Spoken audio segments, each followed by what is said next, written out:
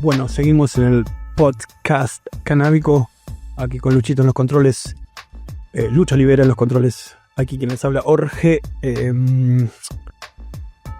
Voy a hacer un flashback. Flashback es...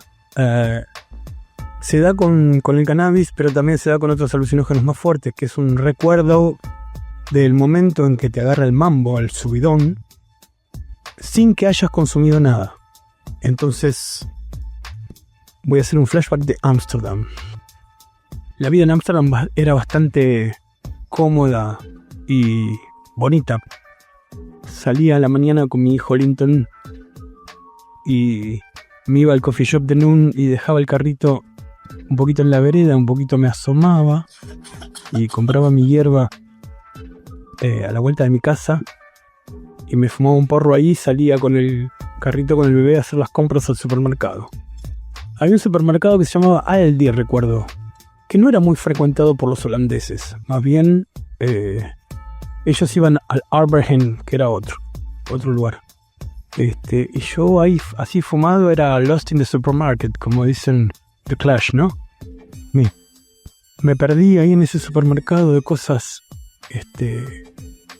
de colores y cosas alucinantes, como cordero de Nueva Zelanda que venía cortado en cuadraditos y era exquisito, como queso manchego de España, que no lo había visto nunca en España, en aceite, en cuadraditos también, o también comer krill, el alimento de las ballenas. Es un crustáceo muy, muy pequeño, que como es tan pequeño no se pela, como puede ser una gamba o un langostino. Entonces su caparazón hace como crunch, crunch, crunch, y lo comes también obviamente con salsa golf. Yo vivía en Lindsay Plain. Lindsay Plain es el barrio bohemio en la calle Earlsbetterenbardstraat del centro de Ámsterdam. El barrio bohemio, imaginen. Yo salía a la calle y me encontraba, por ejemplo, voy a tirar una Polaroid nomás, porque tengo mucho que contar también. Me encontraba con un vikingo gigante hablando en inglés, con una mano mecánica en el suelo, un brazo mecánico como un brazo cortado, lleno de sangre, y un montón de motosierras. Y el tipo hacía un speech en inglés diciendo que no griten, no shout, no loud, no se rían, no hagan ruido, porque esto es muy arriesgado lo que voy a hacer, y pa. Agarraba y hacía malabarismo con 3 motosierras prendidas. Sí, señora, sí. Yo no lo aluciné. Esto pasa en Ámsterdam. Hacía el malabarismo con las 3 motosierras encendidas y después encendía una más grande, una 4ª motosierra, y también la malabareaba.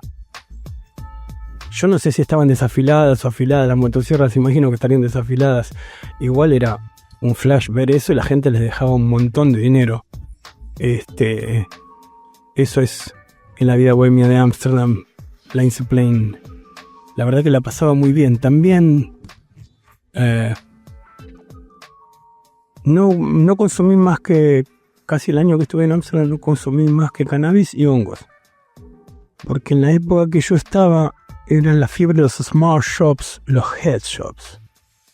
En el 2000, los coffee shops vendían marihuana y hachís, pero los head shops y smart shops vendían drogas alucinógenas, afrodisíacas, speed, de todo tipo, naturales, de todo el mundo, con ambiente ad hoc, con unos silloncitos muy coloridos y música psicodélica, y cuestión de que yo peyote había comido en la época de los paladines de la injusticia, que había traído Jorge Albornoz, en paz descanse, desde México, y había comido mucho peyote. El peyote tiene que estar 5 meses creciendo para que haga efecto y la mescalina esté en el cactus, entonces eran muy caros. Pero los hongos de todas partes del mundo estaban a la par de la marihuana, no estaban muy caros, estaban bien accesibles. Entonces me dediqué a cada fin de semana, en la semana fumar solo cannabis, cada fin de semana comer un hongo psicodélico de diferentes partes del mundo. Pero eso es tema de otro podcast, para no mezclar los temas. En Ámsterdam estaba mucho tiempo hablando inglés solamente, hablaba con la que era mi mujer en ese momento, Verónica, y mi hijo Linton, que era un bebé. Y entonces cuando venía algún amigo, un amigo que llegaba a Ámsterdam, era como un hermano, así, ¿no? Vení, que te muestro, y vamos acá, y vamos allá, y bueno, y era como hacerlo descubrir todo lo que era Ámsterdam, estando yo de local. Bueno, seguimos produciendo este podcast, esta vez con alguien que me llena de alegría encontrar. Ella se llama Luisa Boggiano o Boggiano. Boggiano es, ¿no? Sí. Es Boggiano porque es italiano, porque los italianos no pronuncian la G. Digamos. Exacto. Ella es abogada, es representante legal, se puede decir, de instituciones canábicas, de varias. No tanto de instituciones canábicas, sino de organizaciones. De base canábica. Sí, bien, me encanta que me corrija porque a veces yo me equivoco en los términos. Las palabras a veces nos traicionan, Luisa. Quería retrotraerme un poco a la historia y entrar en clima del tema que vamos a hablar, de la legalidad o ilegalidad del cannabis y de su historia. En el año 1907 salían propagandas en caras y caretas, tos, estreñimiento, decaimiento, asma, cigarritos de cannabis indica. Se vendían por 24 y todo el mundo tenía acceso, hasta a los niños le daban, porque sabían de su poder terapéutico, si bien no, bueno, un niño fume. Además está decirlo. De aquí a allá, ¿cuánto ha pasado, Luisa? Mucha agua bajo el puente, Jorge, mucha. Sí, qué épocas aquellas, ¿no? Yo he recibido los relatos de esto, ¿no? De la gente más grande. Jauregui, donde estaban las plantaciones de cáñamo, ¿sabes algo de eso? Sí, efectivamente, ahí hubo un personaje que fue penalizado porque en su campo después siguió creciendo naturalmente. El cáñamo. El cáñamo, exactamente. Que no es cannabis, es cáñamo. Sí. Creo que esta debe ser la historia más absurda de la humanidad, penalizar una planta. Totalmente. Bueno, como que mañana vos tenés un problema con el gato y te vas a la comisaría a denunciar el gato. Es más o menos así de absurdo, ¿eh? Hay un programa de South Park que habla de eso. Hay un de la serie infantil South Park que habla de eso, que se llama Queseando, que los gatos cuando estaban en celo y se excitaban tiraban una sustancia que quedaban drogada a la gente. Entonces descubren eso y la DEA empieza a decomisar los gatos y le encuentran el gato en un Ziploc al pibito y le dice: no es mío, es de un amigo, le dice el gato, porque estaban drogándose con gatos, ¿entendés? Con el pie del gato. Bueno, y esta es un poco la historia de la penalización de las plantas, porque hablemos de la penalización de las plantas. Hoy estamos aquí conversando contigo del cannabis, pero todos sabemos que hay otro montón de plantas penalizadas porque el hombre es un poco más estúpido de lo que parece. Claro. El ser humano, digo, no al hombre-mujer, sino al ser humano. El ser humano, ¿qué lo dice? Y sobre todo al que detenta el poder. Que no son tan humanos. Claro, el hombre es animal de costumbre, a veces más animal que de costumbre. O el sentido común es el menos común de los sentidos, para decir frases o aforismos que se me ocurren en este momento. Explícame por qué la tenencia simple, la figura de tenencia simple, puede dejarte pegado, puede dejarte preso por años. Bueno, porque estábamos hablando del absurdo del poder. Ahora, poder. En todo caso, podemos hablar del absurdo de las leyes. Digamos. De las leyes, totalmente. Porque el Código Penal no es otra cosa que una ley. Igualmente, nosotros tenemos una ley, que es la ley que las personas la conocen, el común de nuestros ciudadanos la conocen como la ley de estupefacientes en Argentina. Y esta figura de la tenencia simple lo dicen así porque lo quieren diferenciar del tráfico. ¿Cuál es la diferencia entre tenencia simple y tráfico? Está dada por mi intención de vender este producto o simplemente poseerlo, en este caso para consumirlo. Hace muy poco un amigo que por supuesto no lo puedo nombrar de zona sur, que no es exactamente él un amigo, sino su madre es nuestra amiga. Este amigo venía de Uruguay con un frasco con el producido de su siembra, o sea, Sí. su cosecha. Su cosecha. El tema es que, por supuesto, es decomisado en Aeroparque. Esto pasó hace muy poco, aunque parezca increíble. No tenía reprocano, sí. Sí, pero el problema es la cantidad que tenés. 40 gramos, ¿no? Es algo así. Claro, en este caso el frasco tenía 50 gramos. Qué terrible. Paren las prensas. Voltearon al Chapo Guzmán. Bueno, vos imaginate que tenemos ahora una ministra que está altamente preocupada por esto. Entonces, este amigo, la carátula es la de tráfico, no la de consumo. Internacional. Siempre estamos hablando de más de 3 años, porque Claro, si no es que es escarcelable. claro, si no son escarcelables todos los delitos, entre comillas, ¿no? El tema es que lo que ocurre con esto es el costo de la justicia penal. Entonces hay que desviar la mirada hacia allí, digamos, hacia el costo de la justicia penal. Porque por supuesto los abogados penalistas son muy caros y todos sabemos. Aparte de una cosa, Sí.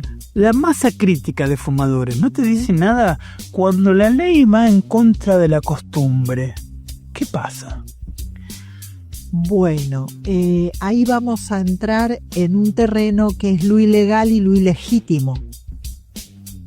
Una cosa es estar actuando dentro de la ley y la otra es algo ilegítimo, cuando el poder quiere penalizar algo que la sociedad ha aceptado. Claro. Esto es lo que hay que discutir, porque entonces si tenemos consenso social, tenemos licencia social, que es lo que está pasando hoy con el cannabis en general. O sea, vos vas a los barrios, a nuestros barrios, yo vivo en el cono urbano sur, Sí, lo sé. y la gente fuma. La gente cultiva y fuma. Claro, es una realidad. Exacto. Y no tienen por qué ser tranza, ni narcotraficante, ni nada, porque se fuman su planta, lo que ellos es autoconsumo. Totalmente, mira, estos días andaban todos muy contentos tomando caña con ruda. Es como si penalizáramos la ruda, penalizar el cannabis. ¿Por qué? Porque en una casa, Convengamos que es más divertido que la ruda. el tema es el siguiente, en una casa hay una planta. Por supuesto, si hay ReproCam puede haber 9 plantas, ¿no? Porque Sí. es lo que se ha reglamentado en este bendito país, digamos. El tema es que hay una planta. ¿Y qué pasa con la planta? Algunos integrantes de la familia la fuman, otros hacen aceite, otros hacen un ungüento, la abuela toma un té, otros se hacen un licuado. Entonces, estamos penalizando una planta, volvemos al absurdo de Milenaria. exactamente, que nos da un montón de beneficios. Entonces ahí también tenemos que buscar la raíz de la penalización. ¿Qué lobby? ¿Quién ejerce el lobby? Ahora el farmacéutico, sobre todo. Yo creo que más que el farmacéutico, me parece que son los laboratorios. Claro. Cámara de la Laboratorios. farmacia. Sí, pero vos imaginate que hay un montón de farmacias que no producen medicamento en gran escala, producen algunas fórmulas. Los que realmente tienen habilitado el negocio en Argentina son los laboratorios. Claro. Ese es el tema. Si vos plantás y le vendés al laboratorio y tenés un contrato con ese laboratorio, nadie te va a decir nada por más que tengas miles de plantas. Tal vez. Bueno, ese es el caso muy conocido de Jujuy, de Gerardo Morales, Claro. sin ir más lejos. O sea, el cannabis está prohibido si vos no sos Gerardo Morales o el hijo de Gerardo Morales. Claro. digamos. Viene a ser una cosa de élite. Yo Un es- nepotismo. Exacto. Así. Bueno, da para todo este bendito país. Volviendo a temas más, porque no quiero que se me escape nada en esta entrevista. Sí. Volviendo a temas un poco más gratos. Sí. ¿Cuál fue tu primer encuentro? Porque yo siempre me retraigo a lo primero, ¿no? Digamos, ¿qué pasó al origen? Sí. ¿Cuándo fue tus primeros encuentros con la cannabis? ¿Y cuándo decidiste que era una medicina que había que defender? Bueno, el cannabis en general llega a nuestras vidas en la adolescencia, o sea, era una fumadora de cannabis social. ¿Influyó en tu carrera de abogada de haber fumado cannabis? No. Nada. No. Pero influyó positivamente. En tu vida en general, digamos. En tu vida en general. Sí. Así que la conocí a través de unos amigos que compraban el prensado paraguayo. O sea, no. ¿Qué época? Claro, no existía que cultiváramos el cannabis. ¿Te acordás que pensábamos que era cuadrado? Claro. Y después conocí las plantas, sería más o menos el año 1993, 94. Ahí conocí las plantas. ¿Querés contar cómo? Sin dar nombre. Bueno, sin dar nombre, claro, podría contarte cómo yo vivía con otras amigas, éramos 3 que estábamos en una casa que habíamos alquilado ahí muy cerca de donde vivo hoy en día. Y unos amigos tenían alrededor de 5 o 6 plantas en Dock Sud en una casa y otras 10 en otra casa. O sea, zarpado reprocante, ¿bien?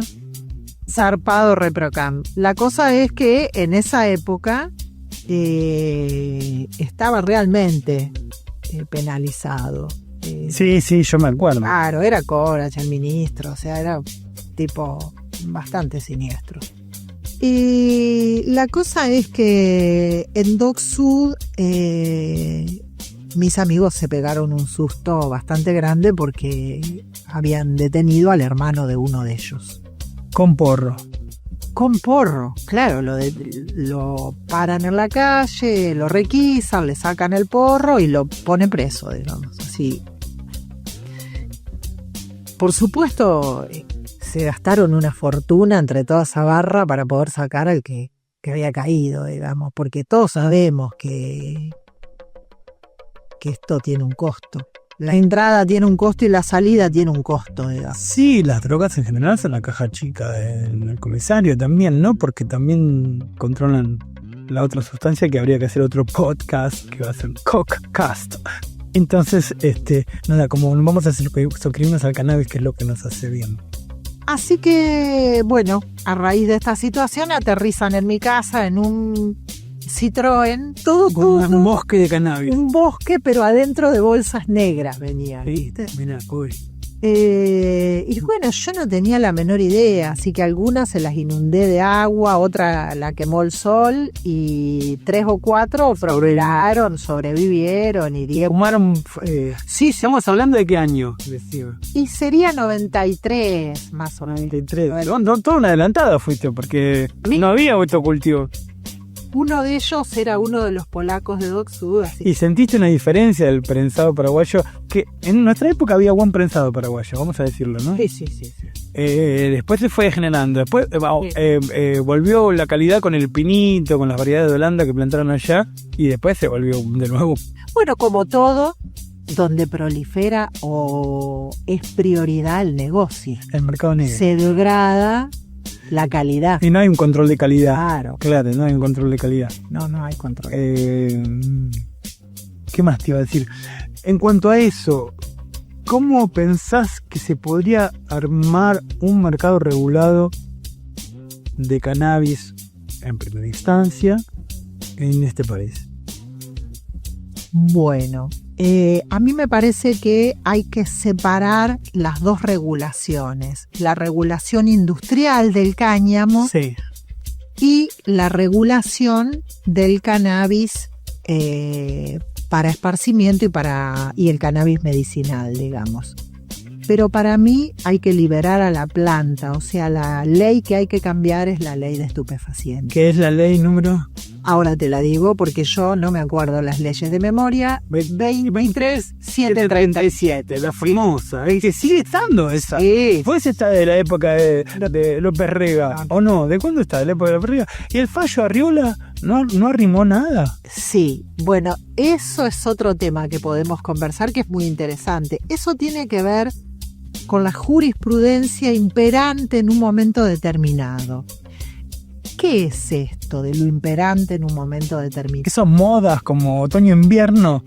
Es eso, son modas, exactamente, Jorge, y tiene que ver por dónde va la política. Claro. La política es pro cannabis, entonces los jueces emiten sentencias favorables a la planta. Claro. Ahora, en este momento, el gobierno, más que conservador, porque represor. Sí, podríamos hablar, sí, de un gobierno represor respecto de la planta, ¿cómo no? Claro. ¿Cómo no? Fíjate que, por ejemplo, parte de este mismo gobierno, porque por supuesto son aliados, son como hermanitos, en el 2017 crean o legislan el cannabis medicinal, digamos. Sí. Y ahora ellos mismos, porque estos que gobiernan son una costilla de aquellos que estuvieron a partir del 2015, Sí. quitan del listado de ReproCam un montón de metodologías y dejan solo 8 o 9. Pero esto va a ser o ya es o ya lo aplicaron. ¿Cómo es? No.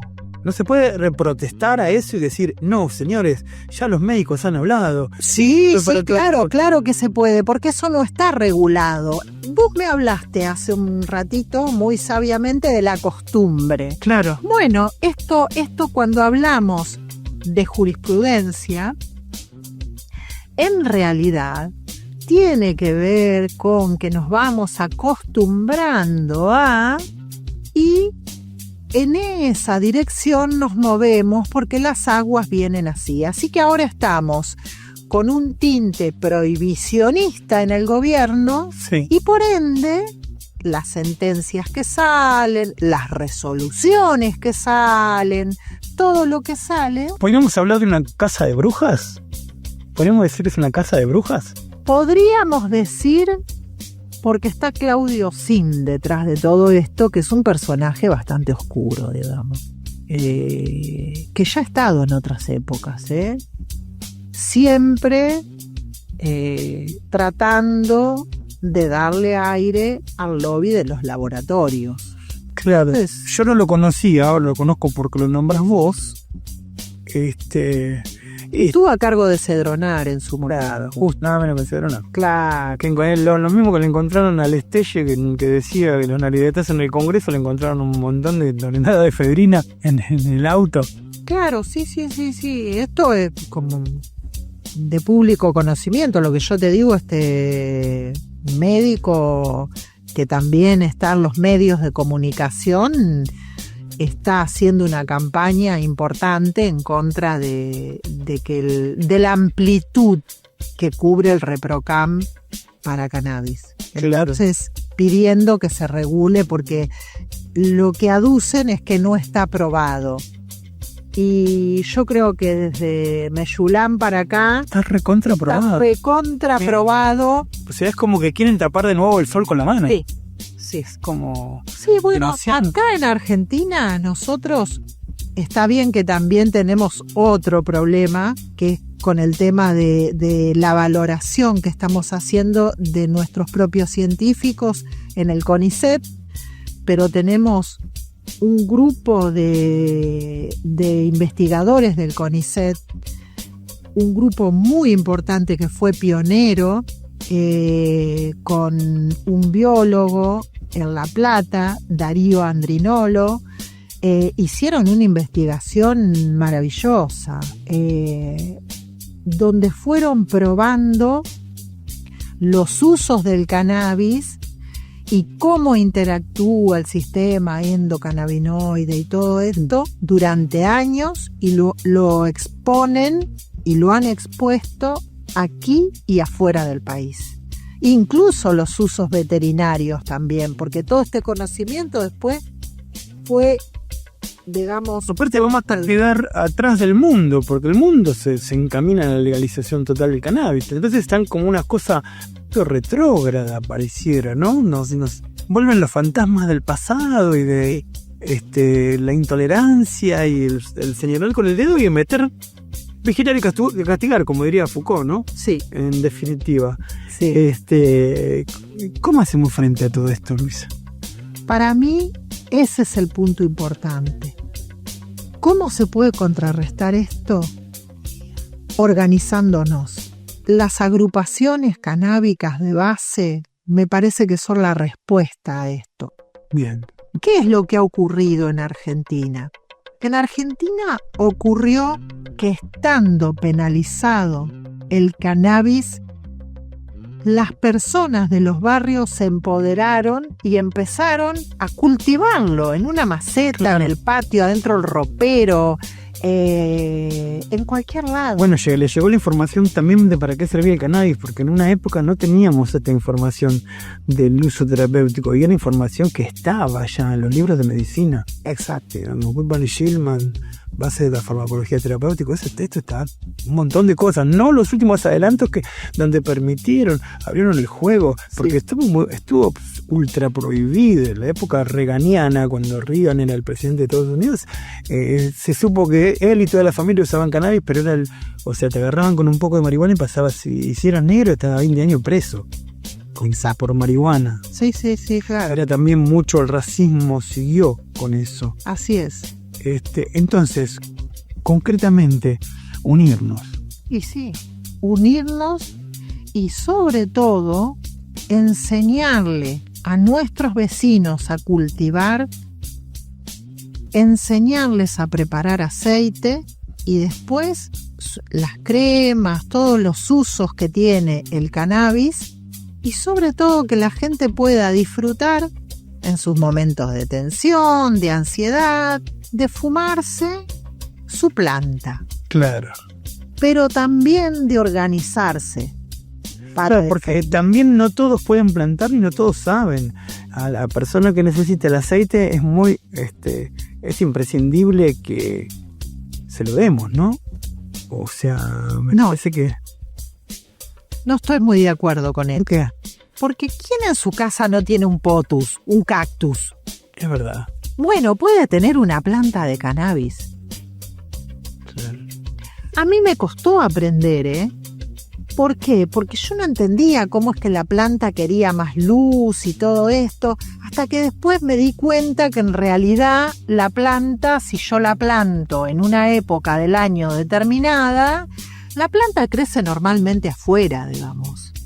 O crece normalmente en una maceta donde tenga luz y sol. Cuanto mejor sustrato tenga, mejor sea la semilla, etcétera. Bueno, claro, después vas al grow, al vivero del barrio y te dicen, no, mejor si la tierrita es liviana, si tiene perlita, todo esto. Bueno, claro, eso también lo vamos aprendiendo.